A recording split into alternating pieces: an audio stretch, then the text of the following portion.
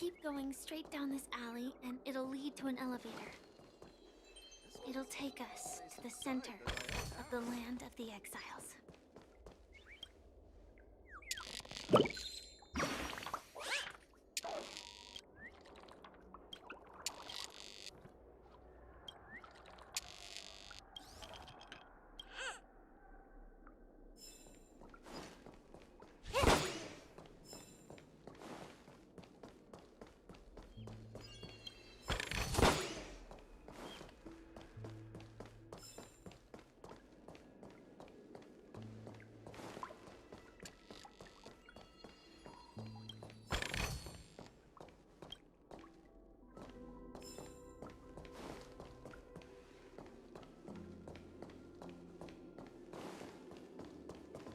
What a huge clocky. Looks like the watchmaker also left his mark on Dreamflux Reef.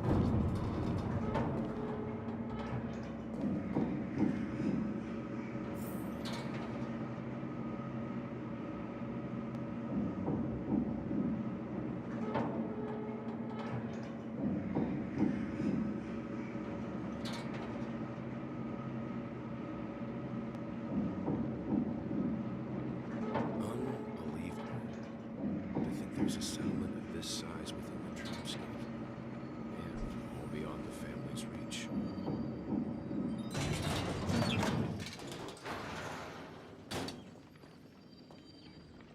The atmosphere in this fortress is pretty different from that in the beautiful dream. When I first saw it, I was in awe too. The sky here, it's like a reflection of the 12 dreamscapes.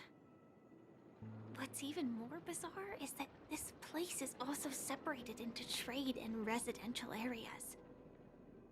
The layout may be simple, but the facilities are very comprehensive. It seems that there are quite a number of people living here. Though both dreamscapes have distinct styles, the architectural designs are quite similar. Works of the same hand, perhaps. Hard not to speculate on the connection. But there's no point in overthinking things. Let's meet up with Himiko and the others first.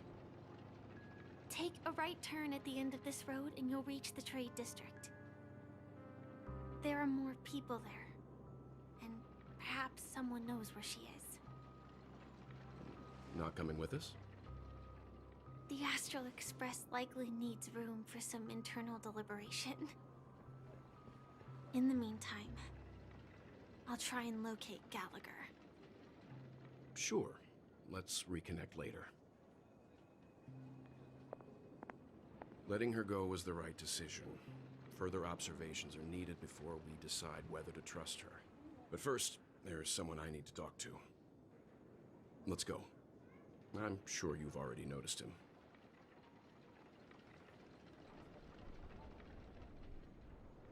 Look, over there. The Reverie Hotel's bellboy.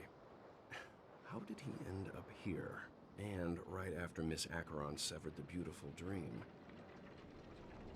We'd better check, just to be sure. Plan is perfect for me, and perfectly legal for me.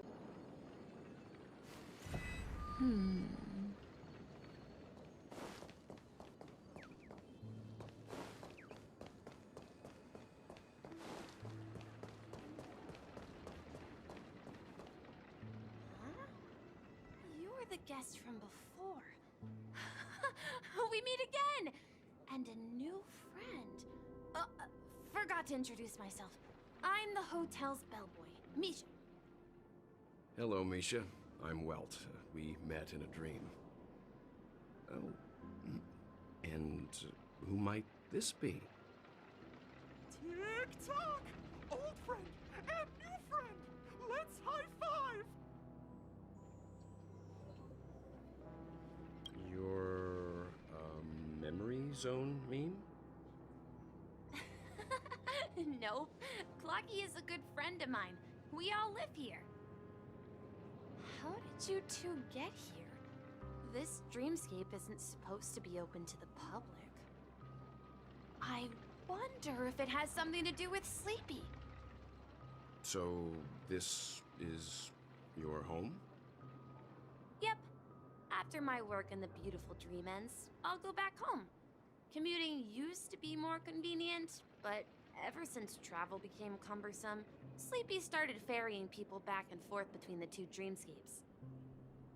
This Sleepy. Can you describe what it looks like? Sleepy is a memory zone meme. Looks fierce and has many eyes.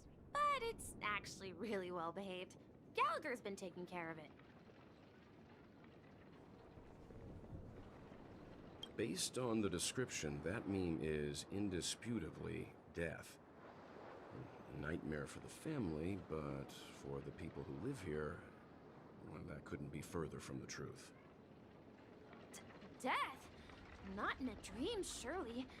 Sleepy's just a little aggressive, and sometimes messes up by fetching the wrong guess. But it would never hurt anyone. I see. Has it brought back any guests recently, say, in the last day or two? We're currently investigating a missing person case that occurred within the beautiful dream. I see. Then you'll have to speak with Gallagher. But he's currently busy hosting a visitor from the Oak family and specifically asked not to be disturbed. Mr. Yang, the person you're looking for, is it Miss Robin? Just as I thought. Considering what happened with Miss Firefly, this doesn't come as a surprise. If you're looking for Miss Robin, I can lead the way. She told me that she'd be willing to meet with outside guests. If it's not too much trouble. Also, we're looking for our missing companions. A woman with red hair accompanied by a girl with pink hair. Have you seen them? Oh, I haven't. But please, rest assured. Dreamflux Reef is a small place, and it's not as bustling as the beautiful dream. But its safety is unmatched. How about this? Since it's your first time here in Dreamflux Reef, I'll be your guide and help you find your companions. And then we can all go visit Miss Robin together. She's gone to Mrs. Grace's to visit the children. She won't be leaving anytime soon, so there should be enough time. All right then, we'll follow your plan. Well, we now know the answer to both murder cases that have caused such commotion in Penacony. As for the intentions of the mastermind behind it all, we're still none the wiser.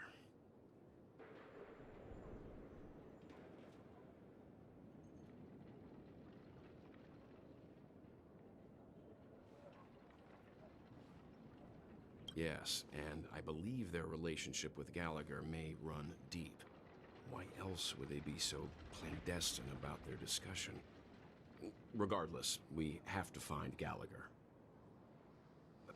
Say, you mentioned before that you saw Clocky that only you could see, right?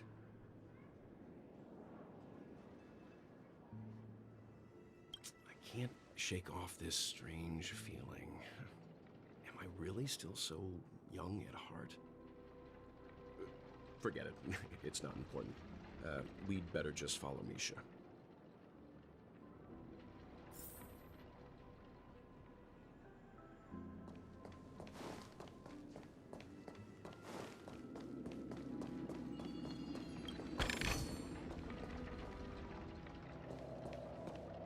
Everyone, look!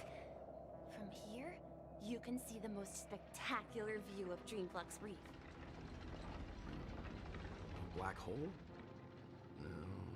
An accretion disk formed from consolidated memoria? Was Dreamflux Reef built on such unstable memoria? Oh, so Mr. Yang is also versed in Memoria dynamics. I was just trying to figure out how to explain this huge hole to everyone. I bet you guys have a lot in common with Miss Kami.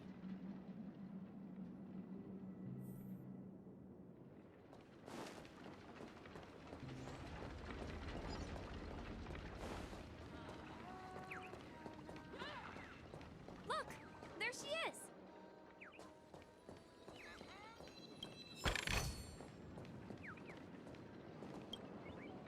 My calculations are finally done.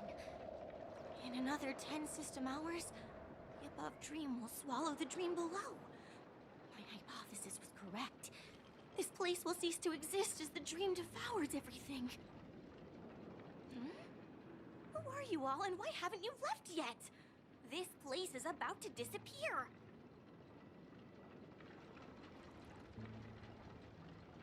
I'm Kami, a dreamscape surveyor specializing in Memoria dynamics, and this is my life's work that I'm researching. See that huge gaping hole? It was just a narrow rift many years ago, but now it's grown into a giant hole. The surrounding Memoria has been flowing towards the other end of the hole at a constant velocity, slowly but surely. But the scary part is, according to my calculations, the flow rate of Memoria has recently changed, and it's faster than ever before. It's almost as if something is sucking it in from the other side. By constantly improving upon Madame Rosalina's Memoria measurement method, I've finally obtained accurate results. After 10 system hours, the Dreamflux Reef will cease to exist. Just like the melting of glaciers, everything will crumble and disintegrate. The dreams on that side of the void will fuse into one. Please don't worry. This sort of thing has happened many times before. Miss Kami isn't a bad person. She's just a bit lost in her own world. She'll probably realize she's wrong soon enough. You don't say. There was something else that piqued my interest. Who is Madame Rosalina? Oh, do you know her too? Or are you also a fan of Memoria dynamics? We're very interested in Madame Rosalina's achievements. Could you tell us a little more about them? Why, of course! She's an excellent scholar of Memoria dynamics, and the first person to apply Memoria rate measurement methodology on interstellar travelers. Regrettably, due to the presence of the Garden of Recollection, ordinary people don't pay much attention to the nature of Memoria. She departed this world without much fame, leaving only a few thin journals behind. I came to Penacony to learn more about my idol, and went to great lengths to seek out Dreamflux Reef, all because this is her final resting place. Prodigies always meet their demise prematurely. If only Madame Rosalina had more time, she would have discovered a way to reverse the flow of Memoria. I felt it. The source is in the golden hour. There is a certain anomalous presence stirring the currents of the memory zone. I must uncover more concrete proof. I must convince everyone. Does the name Madame Rosalina sound familiar to you? That's right. It seems like she did a great deal of research and calculations in Dreamflux Reef before abruptly passing away. Miss Kami regularly mentions her. I hear Madame Rosalina passed away during the prison war.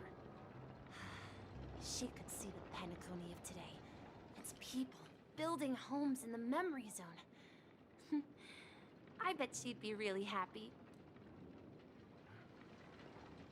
Perhaps. Our destination is the commercial district. That's where the largest crowds gather in Dreamflux Reef. We might be able to find the others there.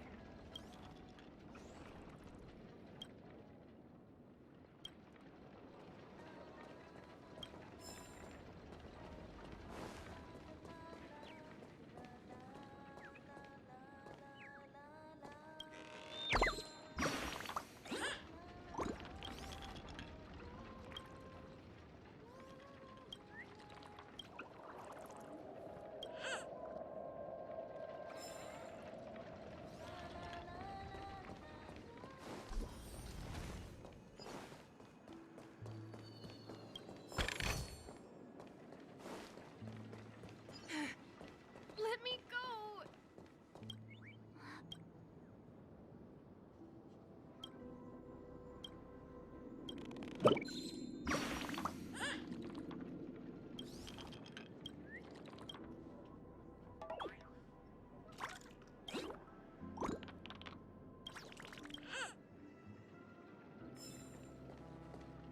this is the so-called... Ghost! There's a ghost! Don't come near me! Oh my. I'm human and so are you. Can you get a grip? Mr. Yang and Mr. Trailblazer, I've been waiting for you. Quickly, come help. I bumped into a member of the family on the way here. He was so scared and I just wanted to calm him down. But... Let me go! Let me go! I've only done good in my life. Why can't I rest in peace after death? well, this is how it turned out.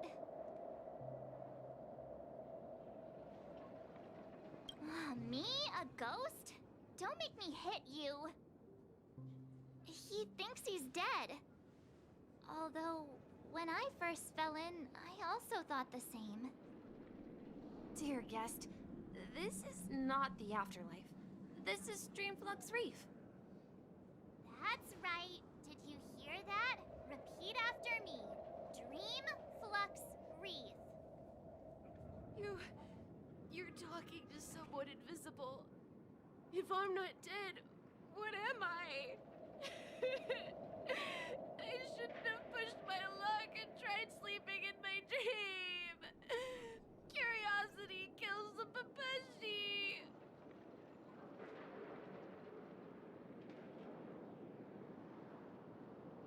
Stop asking! You'll alert the monsters!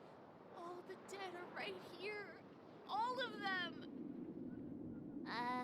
You're not talking about the Memory Zone meme, are you? Don't say that name! It's all your fault. They're coming!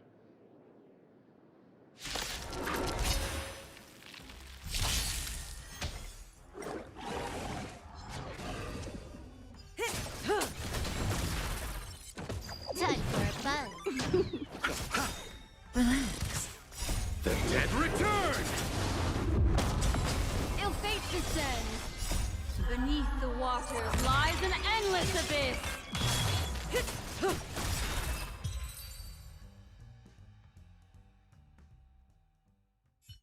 He passed out.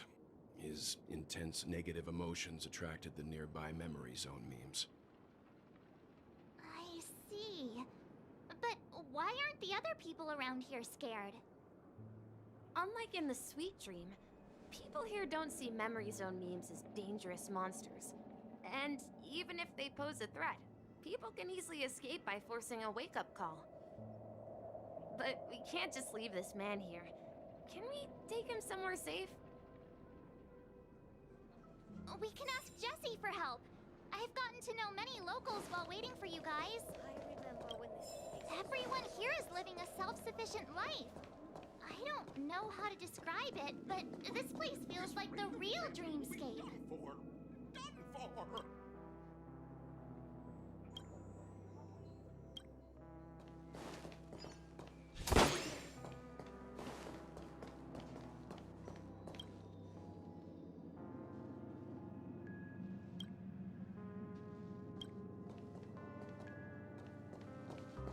I knew you couldn't hold your liquor. Let's see how you handle a stroke of genius like this.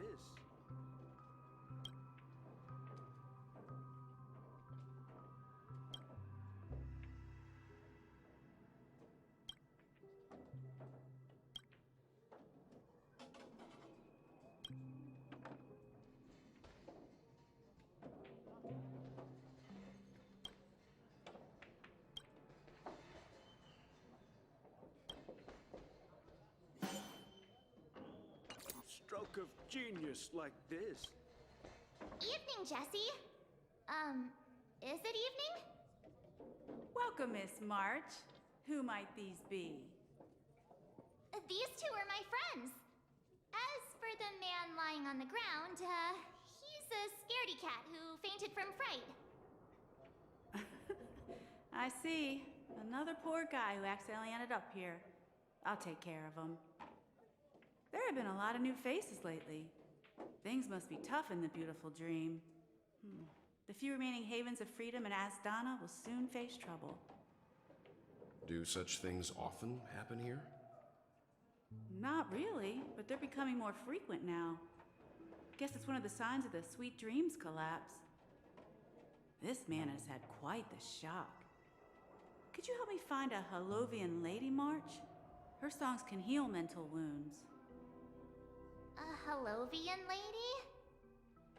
That must be Robin. She's also here in Dreamflux Reef. Huh? Robin? But I thought she... Oh, right. If Firefly is here safe and sound, then it means Robin must be okay too. Misha is about to take us to her to find out what happened. But before that, let's meet up with Himiko. You were with her earlier, right? We met some stowaways in the residential area. Most of them came from neighboring star systems. I heard that places like Dreamflux Reef are scattered throughout the memory zone of Asdana, like islands in the ocean. They existed before the family arrived.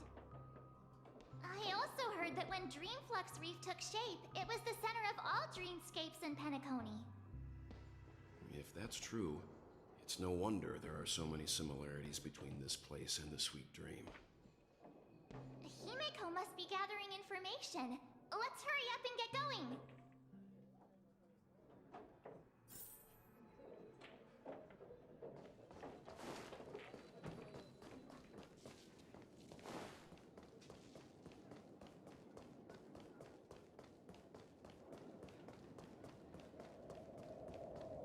This is where we split up. She can't be too far away. So that's how it is. I never imagined we'd gather the remaining details here. To borrow Gallagher's catchphrase, what an unpredictable twist of fate.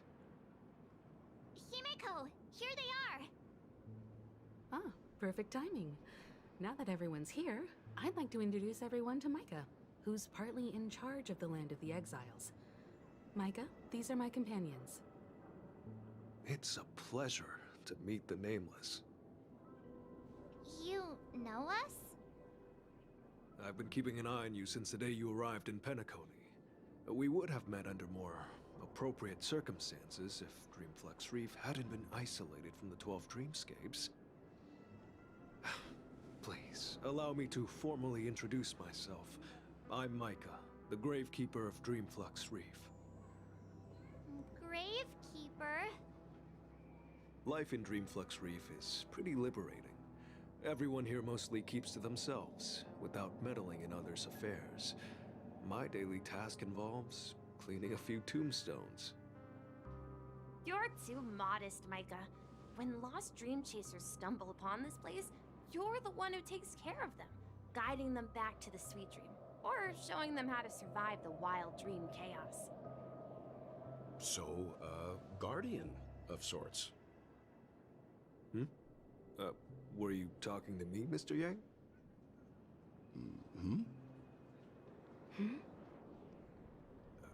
On that note, Mr. Mika, which tombstones are you referring to? We didn't come across any graveyard when we arrived. They're actually just symbolic stones.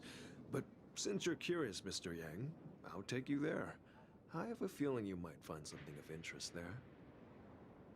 But before that, you have an important guest joining you. An important guest? Who could it be? This way, please. The roads here in Dreamflux Reef are a bit run down, so watch your step.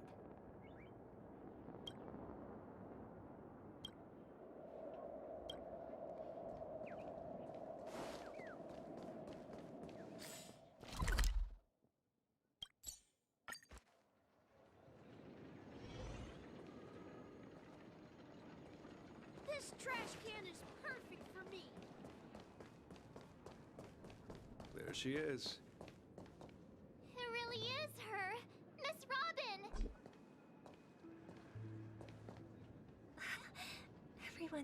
so wonderfully. It's not often that I tried this music style, but I've gained some valuable insights from it. Oh, I can't thank you enough, Robin. Well, these kids have made incredible progress in only a few days. It was nothing, Grace. I merely taught them how to sing. It was you who brought hope into their lives. Life must be quite difficult for them in reality, I imagine. That's right. Whenever it's time to say goodbye to these kids, they're reluctant to leave. But I've explored every corner of Dreamflux Reef, talked to everyone I met, and they all told me the same thing. This shattered dream is not worth clinging to. It seems you truly are a child of the Harmony. Emma and Andy are orphans I took under my wing. Carol there, with her blind eyes, used to work at a nutrition center in the outer ring of Penacony. And as for Gary, he's been living with autism since he was a child. They're not old enough to enter the sweet dream managed by the family. If we compare people to birds, these kids are like fledglings with impaired wings. But in this dream, well, they can fly freely. Even if they stumble along the way, well, they're still relying on their own strength. And me, an old lady with no legs. Well, without this dream, I couldn't even walk toward them. I'm glad that you found a new life here in Penacony. It's just... Don't worry, Robin. Dreams have their significance, but they aren't everything. Both the children and I understand this. No matter how long we fly through this dream, we will one day return to reality. But you know what?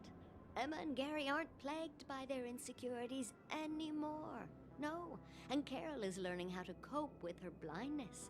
And Andy is livelier than ever. Well, even I've become more optimistic. You see, in dreams, we learn how to live. Once we return to reality, we learn how to survive.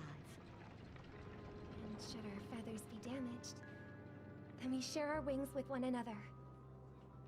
There's no need to covet an illusory sky in dreams, because we have the right and the ability to fly towards a broader horizon. It's a relief to see you safe and sound, Miss Robin. It's nice to see you all again, Astral Express crew. I heard my disappearance caused quite the commotion out there. I'm really sorry about that. Since you're here, can we assume that you're fully aware of the situation in Penacony? Ever since I returned to Penacony, my voice started to change, until it gradually faded away. At first, I thought it was a temporary ailment, perhaps due to having been away too long. I thought maybe it just takes some time for my body to acclimate to the high concentration of Memoria and Asdana. But now it seems the root of the problem goes way beyond me. There are elements around me that don't align with the Harmony.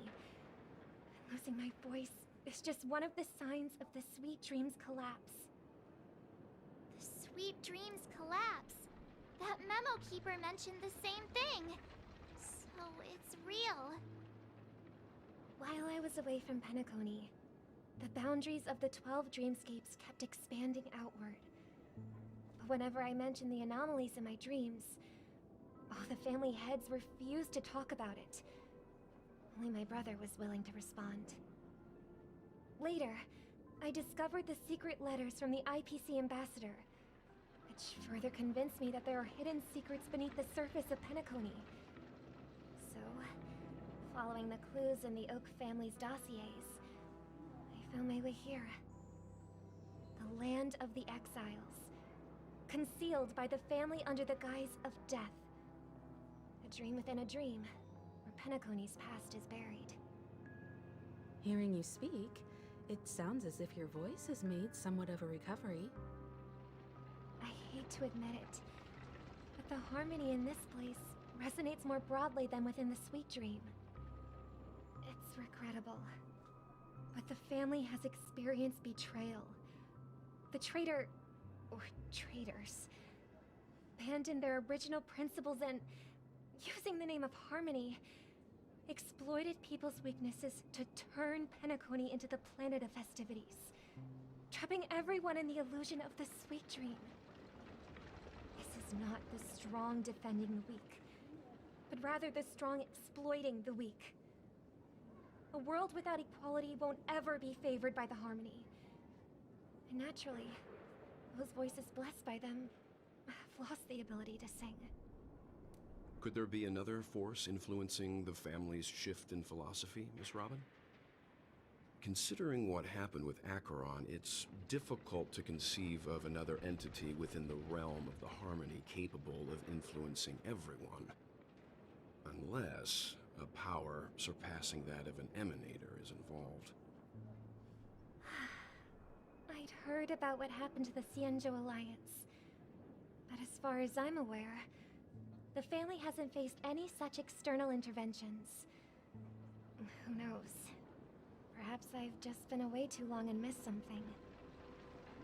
Regardless, I cannot accept my home is moving towards the very opposite of what the harmony represents, while still claiming to uphold it. I must uncover the reason why Mikhail cut ties with the family, and who exactly it was who betrayed us all. Do you remember our arrangement, Mr. Micah? Well, here's my answer. I've decided to forgo my role, and never step foot on the Charmony Festival stage again.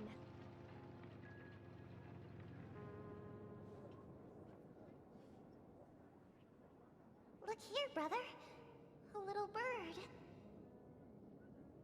Looks like a fledgling Charmony dove. But Charmony doves don't live here. So how did this little bird get here? Maybe its parents abandoned it?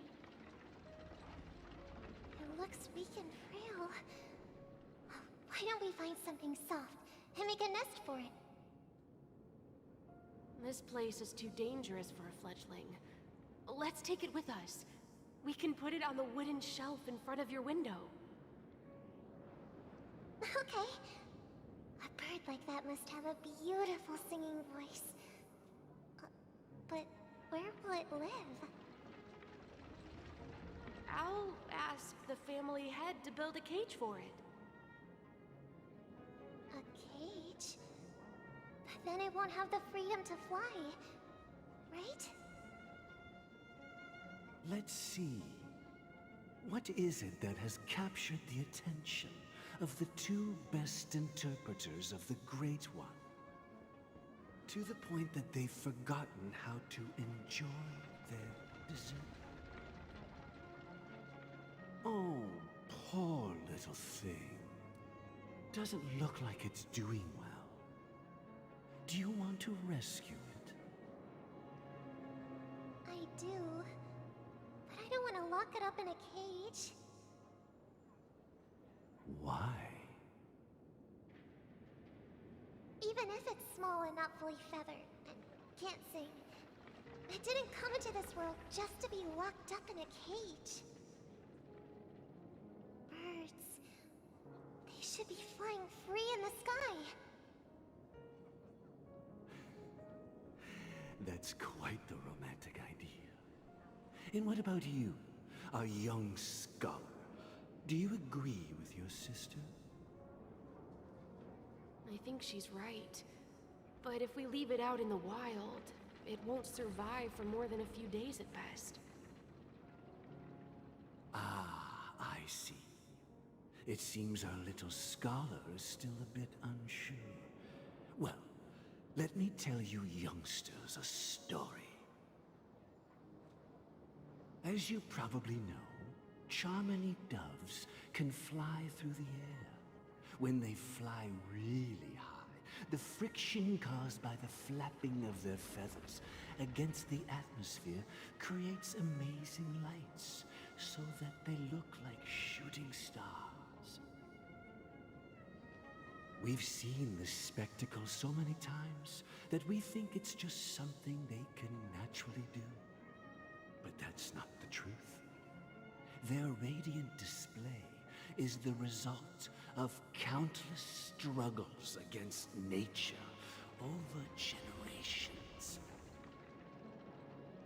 Their ancestors were too weak to survive on the ground. So, to escape predators, they started seeking new opportunities in the air. After countless attempts by many generations, one of them finally figured out how to fly. It soared into the sky and never looked back at the ground again. So, you mean birds aren't born to fly, but they find a way to do it through their determination, right? Well, that's an idealistic way of putting it.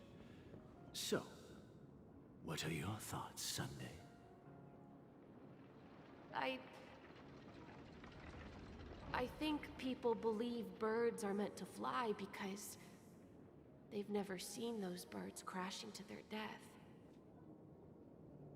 That's an interesting perspective. So, have you decided what to do with the bird now? For now, I'll keep it in a cage until it can take care of itself because I want it to live, no matter what. Well said, kids. It seems each of you has found your own answer. Your insights are truly remarkable. And I hope they come true in their own way. We will take good care of it, won't we, brother? Yeah, but Mr. Gopherwood, there's one thing I don't quite understand. And what might that be, my son? What if this little Charmony dove never learns to fly in the end? I mean, if there are fledglings in this world that can never fly throughout their lives, should we let them go back to the sky, only to see them crash to the ground and die? Talking in your sleep, Birdie? Time to wake up.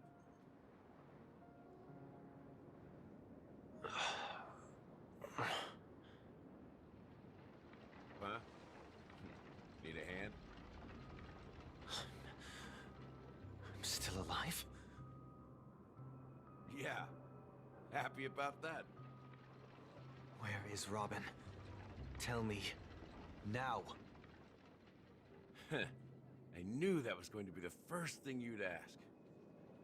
Don't worry, your sister is here, safe and sound. She's probably walking around the streets now. If I were you, I'd be more worried about myself. After all, right in front of you is the guy who just stabbed you in the chest with a dagger.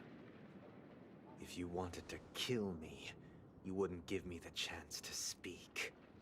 Just tell me your demands, lackey of the Watchmaker. So, you figured out who I am, huh?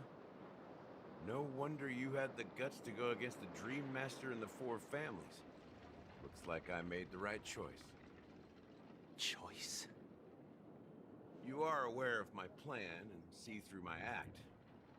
Time is running out, so let's drop the charades. I'm suggesting we cooperate. Cooperate? What makes you think I'd cooperate with you? The fact that the famous Robin has chosen my side. Plus, some clues about a traitor and a bright future for Penacony. Any of that catch your interest? I find it hard to believe a man who's full of deception. Fine. You don't have to trust me.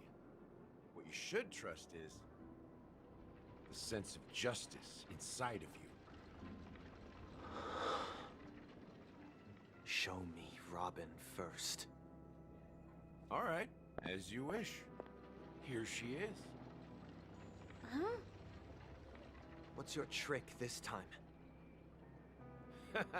Just kidding.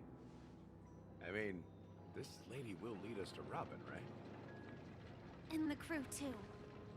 There are too many people who you owe an explanation. That'd be great. Please follow me, Honorable Oak Family Head. Now, all the actors are on the stage.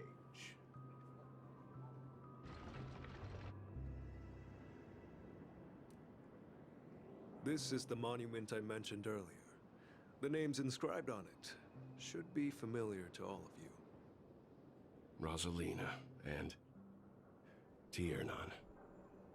When Penacony was known as a frontier prison, it was the Trailblazers who connected it with the stars. They were the heroes who saved Asdana, and their names deserve to be immortalized. Not just on this small stone tablet, but in the annals of history for all of time. However, today, the planet of festivities is nothing but sweet dreams. That heavy piece of history is all a distant memory. Just like that prison. If their names are inscribed here, then that means... According to Micah, they died long ago. Rosalina was killed during the War of Independence. She ventured alone into the heart of the star system to investigate the flow of Memoria, but she never returned. Tiernan was a skilled gunslinger, strong and reliable. He led the people through countless battles, but he didn't live long enough to witness the arrival of true peace. In the decade following the war, Penacony faced challenges internal and external.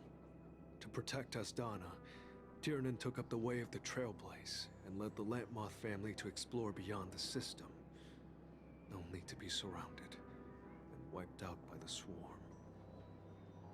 Though I had expected as much, the tales of these heroes truly are sorrowful.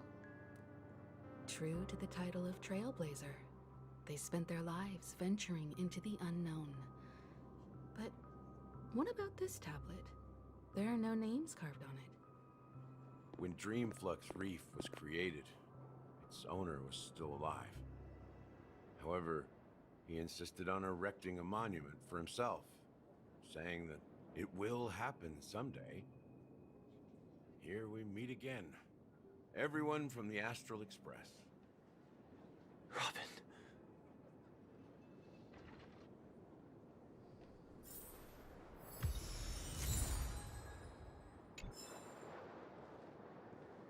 I brought Gallagher here. It's time to face the truth. Huh. The atmosphere sure is livened up with all these people in here.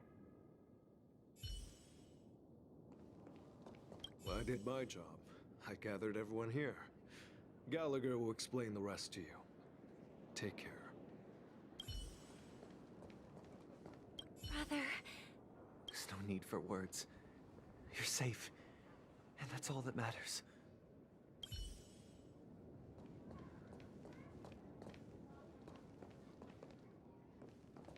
I brought Gallagher here. I promised to give the siblings some privacy, so let's talk about our business first. What do you say? That sounds sensible enough. Since you went through the trouble of gathering the family head, the crew, and the Stellaron hunters, I'm guessing you have something important to say, Mr. Gallagher? Oh, is it that obvious? The look on your face is practically screaming, I'm the one behind all this. You're right, Mr. Yang. It is indeed time to come clean on everything. The siblings already know what they need to, and they've made their choice. But you, Nameless, arrived a bit late. So it's only fair that I answer your questions. Before we begin, let me reintroduce myself. I'm the founder of Dreamflux Reef, the deputy of the Watchmaker, and the one who sent out that invitation. As Gallagher, the history fictionologist, I humbly extend my greetings to you all. History fictionologist? So what, everything you told us was made up? Well, don't worry. Almost everything I shared was true. Well, except for the part about the family accepting me back. I double-checked with Micah, and everything he said about the family, the watchmaker, and Mikhail is true. Thank you for your understanding. Now let's get down to business. I'm sure you're all wondering why I went through the trouble of setting up this battle for the legacy, inviting different factions, and stirring up a ruckus all over Penacony. Well, it all boils down to something very familiar to all of you. The Stellaron. The Stellaron? But how is that possible? Penacony is a free-flowing interstellar hub. There are no signs of contamination whatsoever. You're totally correct. So, care to take a guess at what that means?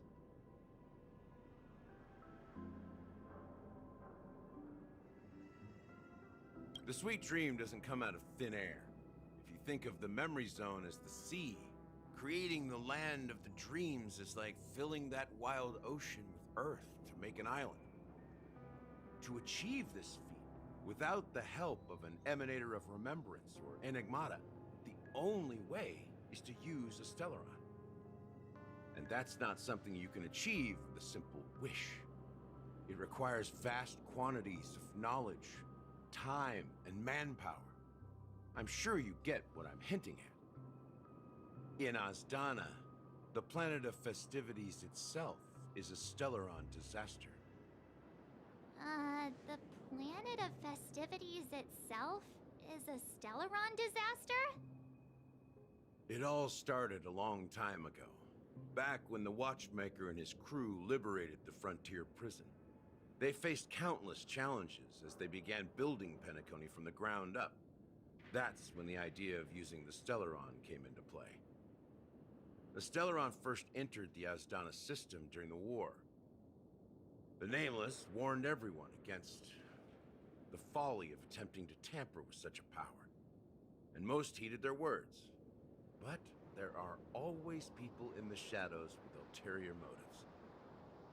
The turning point came after Tiernan's death. With two of the Nameless gone, the Watchmaker had to go to the front lines. It was at that moment his rivals saw an opportunity. By the time a representative from the Montour system's family arrived at the Watchmaker's call, the Stellaron had already been activated and was seeping into the primordial synesthesia dreamscape. And I suppose the family happened to possess the knowledge to seal the Stellaron? Not just that. They knew far more about the Stellaron than the average person. They helped Mikhail swiftly quell the civil unrest and played a part in building Penacony under the disguise of the Harmony. Those three eras were known as the Age of Dreaming. The Watchmaker, who had been left in the dark, sent out invitations across the universe, spreading the hype around the land of the dreams. Then, how did they turn against each other? Remember the island in the ocean metaphor? The truth is, the Stellaron was never truly sealed. It existed in a different form within the dreamscape. Think about this. What would it cost to create and maintain such a lavish dreamland? It's people's lives. The opulent dream is built upon the decay of spirits, with a toxic elixir called pleasure flowing through the dreamscape. It tempts people to indulge in the dreamscape, and gradually their minds succumb, becoming nourishment for the sweet dream. Confusion, laziness, and cowardice, weaknesses that plague humanity, were magnified and nourished by the family. Penacony became a new kind of prison, even more impenetrable than the previous one. Sadly, we realized this far too late. By then, the family had a firm grip on Penacony, swiftly quelling any opposition that arose. At my wit's end, I had to use the power of the Enigmata, and sought refuge in this chaotic realm. Over the years, I created a meme within this dream for our use. Dormancy. That's its real name. We exploited a loophole. You see, regular people can't fall asleep again while they are inside the dreamscape. So this is the true meaning of the impossible. You sent out invitations in the Watchmaker's name to find forces capable of resolving the Stellaron disaster and draw them into Penacony to uncover the truth. It's not just that. Above all, I wanted to see what happens when the major factions engage in a struggle for the legacy. Since this is the Watchmaker's first announcement in decades, the traitor within the family is bound to reveal themselves. So, the legacy is just a facade. If you want to consider the Stellaron as the legacy, I'm totally fine with that. If that's the case, where is the Stellaron now? That's a question for Mr. Wings. The Stellaron is still under the family's control, and as the head of the Oak family, I'm sure he holds all the answers.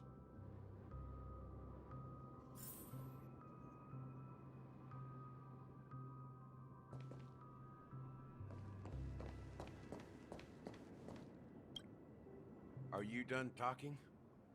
So, will you tell us where the Stellaron is? It is the Penacony Grand Theater itself. As I suspected, it's the embodiment of the family. The edifice that first materialized within the Sweet Dream. That's what turned Penacony into its current state. As for the person who employed its power, it is in fact Mr. Gopherwood, the current Dream Master. Well, that was easier than I thought. Did you conduct your own investigation already? Correct. When I was trying to track down the person who murdered my sister, apart from you, Gopherwood was my second suspect. Confronting me first turned out to be a smart move on your part. I didn't have other options. The Dream Master has been elusive, and even the heads of the families can hardly get an audience with him. Moreover, Mr. Gopherwood has been kind to my sister and me. And I didn't want it all to end like this. What do you mean by that? To be honest, my brother and I are also victims of the cancer of all worlds. We grew up as orphans, and were adopted by the family when they came to help. Mr. Gopherwood recognized our potential and brought us to Penacony. But I can't just stand by and watch Mr. Gopherwood become an enemy of the Harmony. I won't use my voice to support an evil cause. I won't step on that stage and sing, no matter who the traitor is, or what orders they give me. I won't let the Charmony Festival become an event that destroys Harmony itself, or the paradise in our dreams. Indeed. For the paradise in our dreams. As the head of the Oak family, I'm responsible for ensuring Penacony's promising future. Robin and I will head into the Sweet Dream and confront the Dream Master. And if it turns out that the family has truly strayed from the Harmony, I'll fight alongside you. We'll put the Charmony Festival on hold and make sure Mr. Gopherwood pays for his blood debt. The enemies you are about to face aren't like this old dog here, who can barely even bark. Since our interests are aligned, why don't we team up? Maybe, just maybe, we'll have a shot at success. We have always been following in the footsteps of our nameless predecessors, and there's no reason to stop now. Yeah, we Nameless won't back down from a challenge. Isn't that right, Mr. Trailblazer?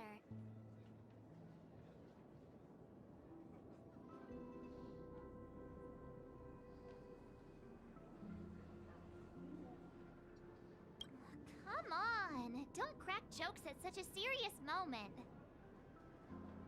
rest assured, sitting on the sidelines isn't in our nature. Mr. Sunday, Miss Robin, I'm willing to accompany you on behalf of the Astral Express. Having a third party present should help with negotiations, and could make all the difference if things get ugly. Thank you, Mr. Yang. Thank you all very much. The Charmony Festival is about to start, and time is against us. We must hasten. Everyone, let's gather over here. We still need to make some preparations.